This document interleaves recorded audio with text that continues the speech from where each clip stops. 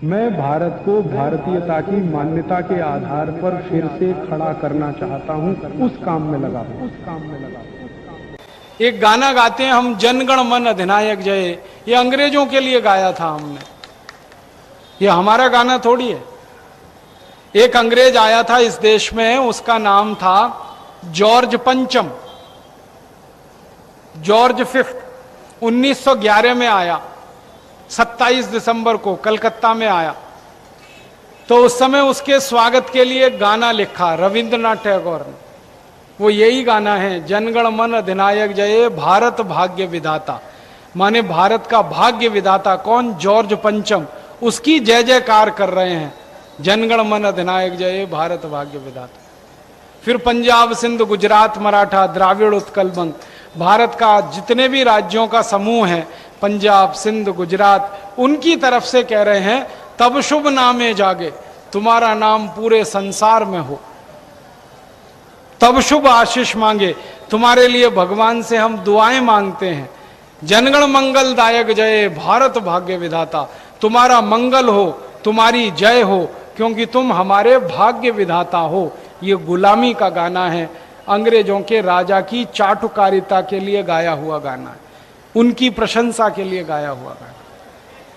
George पंचम को जब ये गाना सुनाया गया, उसके समझ में नहीं आया, क्योंकि ना उसको संस्कृत आती थी ना बांग्ला आती थी।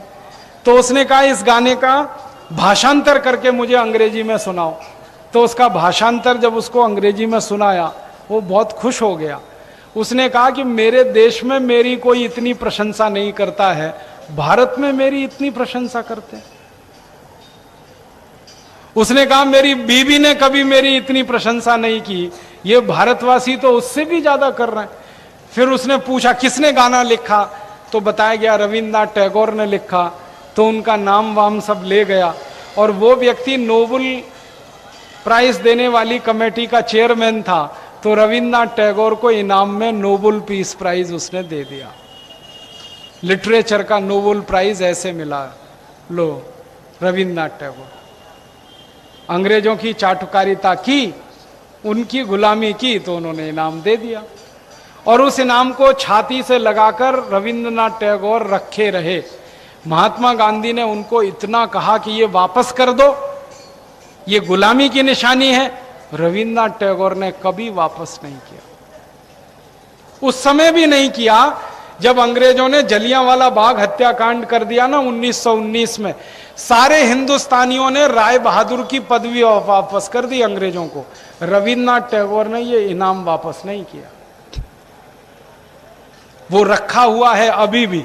लेकिन भला हुआ कुछ चोर उसको चुरा ले गए, अब वो मिल नहीं रहा है। मुझे तो बड़ी खुशी है, अच्छा हुआ, वो गुलामी का चिन्ह तो गया।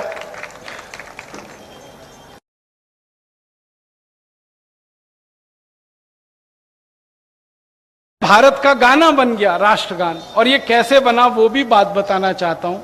1946 में भारत का ये तय हो गया कि अंग्रेज छोड़ देंगे, तो भारत का संविधान बनाना, कानून बनाना, उसके लिए कमेटी बनाई गई। उसमें 319 लोग थे।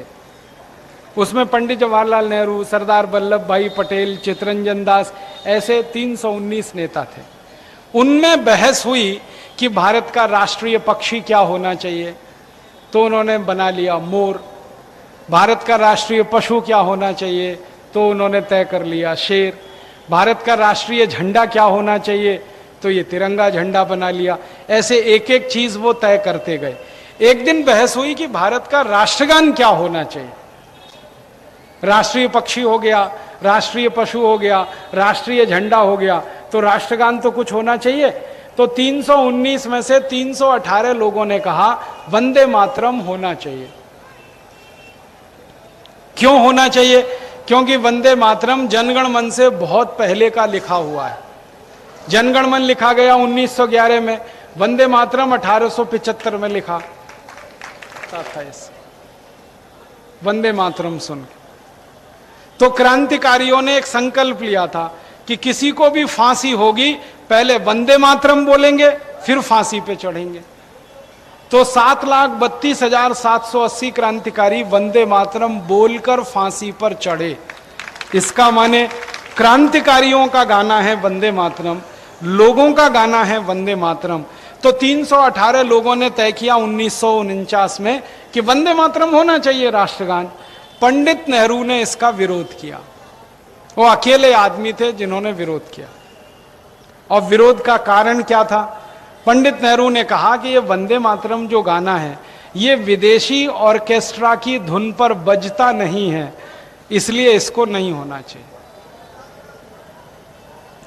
और जनगण मन विदेशी ऑर्केस्ट्रा की धुन पे बहुत अच्छा बजता है, इसलिए इसको राष्ट्रगान होना चाहिए। तो लोगों ने नेहरू जी का बहुत विरोध किया। नेहरू जी ने धमकी दे दी कि अगर ये वंदे मातरम गाना हुआ तो मैं इस्तीफा दे दूंगा। तो कांग्रेस पूरी घबरा गई। उस जमाने में कांग्रेस माने नेहरू, नेहरू माने कांग्रेस, तो कांग्रेस ही सब डर गए।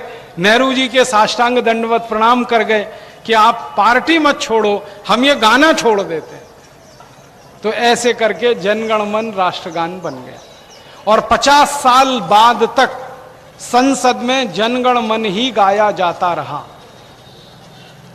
फिर संसद में एक बहुत बड़ा अधिवेशन हुआ 1997 में, हमारी आजादी के 50 साल का स्वर्ण महोत्सव। उसमें संसद में बहस हुई कि हम वंदे मातरम को अगर संसद में नहीं गा सकते तो ये सारा पाखंड करने का कोई मतलब नहीं है, क्रांतिकारियों के फोटो संसद में लगाने का कोई मतलब नहीं है, उनकी शहादत का कोई मतलब नहीं। तब संसद ने स्वीकार किया कि गलती हुई है, वंदे मातरम गाया जाना चाहिए। तो अब संसद में वंदे मातरम गाया जाता है, लेकिन जनगण मन भी गा लेते हैं। तो संसद ने अभी स्वीकार किया। बाद में सुप्रीम कोर्ट में इस पर एक मुकदमा हुआ और उस मुकदमे में सुप्रीम कोर्ट ने यह फैसला किया कि जनगण मन भारत का राष्ट्रगान नहीं है, इसलिए कोई व्यक्ति इसे नहीं गाता है तो उसको दंड नहीं दिया जा सकता। ये उसकी इच्छा है, ये उसकी अपनी व्यक्तिगत चॉइस है। सुप्रीम कोर्ट ने भी मान लिया। अब सुप्रीम कोर्ट ने मान लिया तो मैं कहता हूं आप भी मान लो। जब सुप्रीम कोर्ट कह रहा है तो आप भी मान लो इसको, आप भी वंदे मातरम ही गाया करो, क्योंकि भगत सिंह ने वही गाया था, चंद्रशेखर ने वही गाया था, अशफाक उल्लाह ने वही गाया था। अब ये कुछ लोग कहते हैं कि मुसलमान वंदे मातरम का विरोध करते हैं। कैसे कर सकते हैं? अशफाक उल्लाह को फांसी लगेगी थी तो वंदे मातरम ही गाया था उन्होंने, और अशफाक उल्लाह मुसलमान थे, 5 वक्त की नमाज पढ़ते थे, वो खुद वंदे मातरम गाते थे। अजीमुल्लाह करके एक मुसलमान थे, वो वंदे मातरम गाया करते थे 1857 की लड़ाई में और उसके बाद भी। तो ये तो कुछ लोगों ने जबरदस्ती वोट बैंक की पॉलिटिक्स इसको बना दिया। मुसलमान वंदे मातरम नहीं गा सकते ये तर्क देते हैं, लेकिन मुसलमान 2 शब्द इस्तेमाल करते हैं, मादरे वतन, उसका मतलब ही है वंदे मातरम। मादरे वतन माने मां भारती को वंदना, तो वंदे मातरम कह लो, वो भी मां भारती की वंदना है। उर्दू में मादरे वतन है, संस्कृत में वंदे मातरम है, फर्क क्या है इसमें? मैं तो मुसलमान भाइयों से कहता हूं कि मादरे वतन अपने शब्दकोश में से निकाल दो, फिर तो समझ में आएगा। जब वो है और उसका इस्तेमाल हो रहा है तो वंदे मातरम का भी हो सकता है।